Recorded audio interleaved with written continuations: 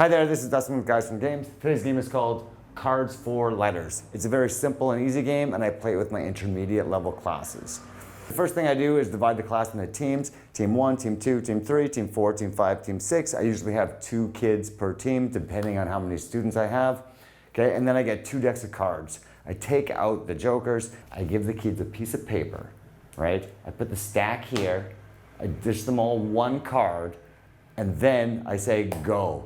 Those kids, if they get a black jack, they have to write a word that starts with K. Then they have to come and take a new card, sit back down, and write another word. Every card represents a letter, and so if they get a black 8, they have to write a word that starts with H. If they get a red 3, they have to write a word that starts with P. For my older level classes, I might say your word has to be 6 letters or more, or 7 letters or more, or 8 letters or more. If they get the X, I just want the X in the word.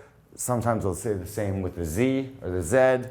The kids are kind of writing and racing to grab a new card, and when the deck is out, whatever team has the most cards is the winner. For the losing teams, I might get them to stand up and make a sentence with one of the words that they wrote down. Here's another variation of the same setup. You have 52 cards. What I would do is divide the class into 4 teams. And then, so I give each team 13 cards, and then they use those 13 cards, the 13 letters that they have, in 1 minute maybe to write as many words as they can with that set of letters.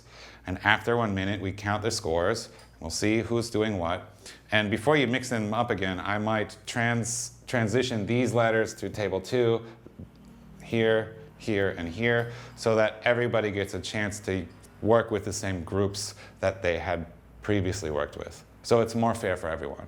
And that's maybe a more intermediate to advanced version using the same game dynamic. So thanks.